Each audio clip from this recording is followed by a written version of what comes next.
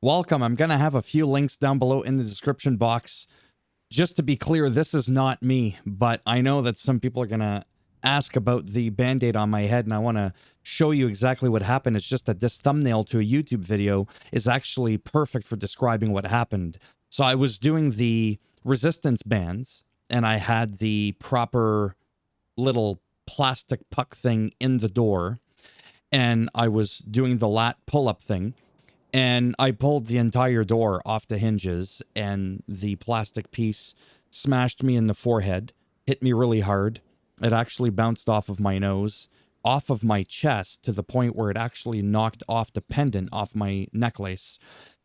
And it rattled me a little bit for a minute because of the pressure. You would be surprised. Like, I've been, just to keep it simple, in a few fights in my life. I was in full contact martial arts for many years as well.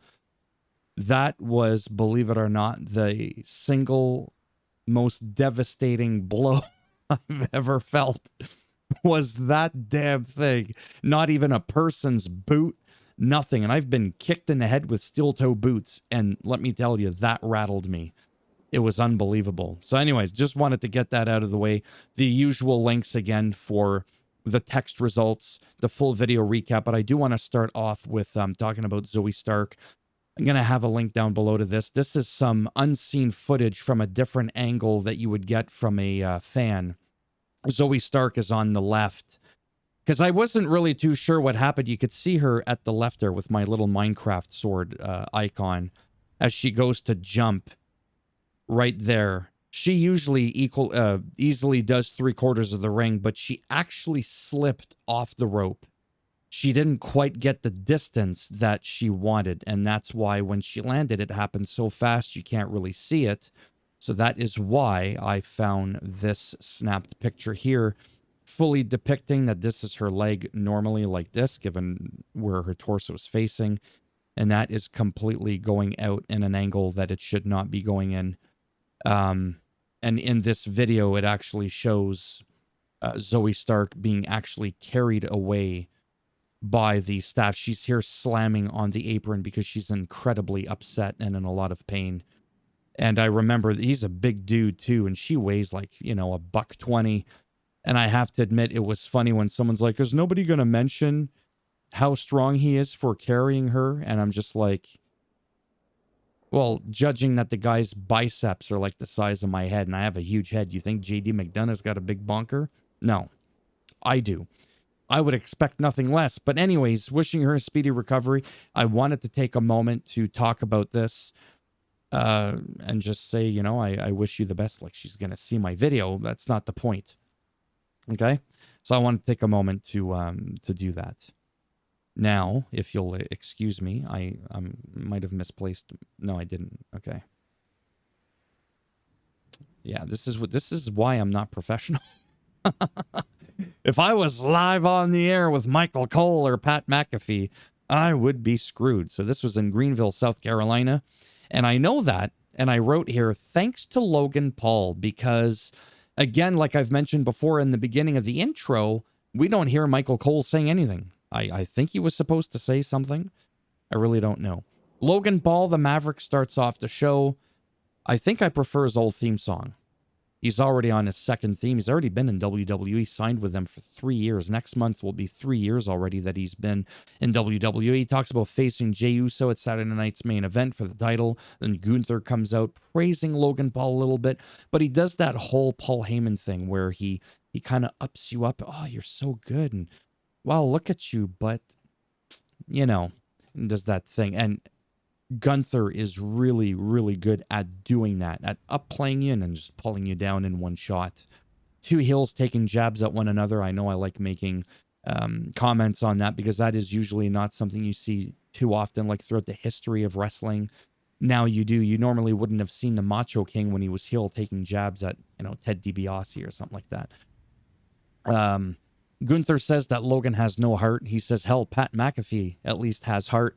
So that was cool to point out to him and say, you know, despite everything, Pat McAfee showed more heart than Jey Uso. Not that I agree with that, just what he said. Gunther got cheered, actually, for really getting on Logan Paul. Jey Uso then comes in when he's distracted and super kicks Logan when his back was turned. Finn Balor, that's how ripped I'm going to get, even if I'm only that big. El Grande Americano. Finn Balor and JD defeat AJ and Penta due to El Grande Americano interfering. I was going to talk about the backstage segment, but I got distracted there. Yeah, so that happened again. There's that whole thing going on with Chad Gable. And it reminds me a little bit of the whole Elias thing with Isaac. Not Isaac. Not Ashley McIsaac. That's a fiddle player. You know, the whole thing with that, and then Kevin Owens, like, I know that's you, Elias. So I get a little bit of that there. It was a really good match. Really, really good match. Triple threat qualifier for the women's Money in the Bank. Again, this is where that injury happened during this match. Roxanne Perez. No, that's incorrect. I made a boo-boo. That's in the other match. Whatever. It's still a women's triple threat qualifier for the Money in the Bank. Because for a second, I was like, that ain't Rhea Ripley. That's Roxanne Perez. Roxanne Perez defeats Natalya and Becky Lynch. With all due respect, I knew Natalya wasn't going to win because they've been just using her as a stepping stone for everybody else to walk over. And I really don't like that, but whatever. I'll talk about that in another video maybe someday. Lyra Valkyria then attacks Becky Lynch. It's a no DQ title triple threat. And then in the end, Lyra kept on going after Becky, which distracted Natalya. Not that she was going to win anyways, no offense, but still, right? And Roxanne was able to capitalize on that. Good match. Like I said, you know, sometimes I'm critical of the new people that are coming up to the roster. I've got nothing bad to say about Roxanne Perez. She's not rubbing me the wrong way. What's rubbing me the wrong way still is the fact that Dakota Kai's gone. Maybe one day I'll get over it. Just maybe one day.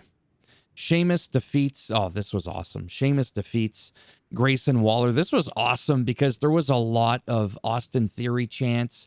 Austin Theory seems to be enjoying Sheamus chopping up Waller's chest. Austin Theory prevents Waller from walking away from the mat. No, you can't just quit.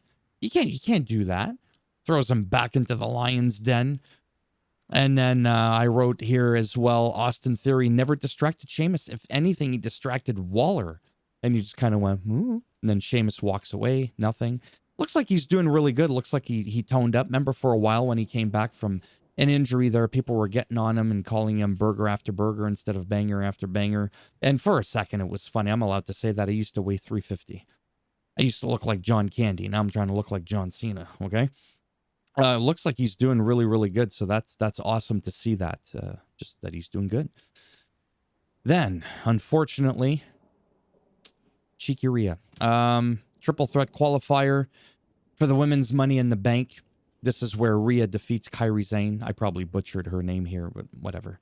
And unfortunately, Zoey Stark. Not too sure if Zoey was supposed to even win. She had been gone for quite a while. We haven't really seen much of her. And then Pure Fusion Collective got completely disassembled.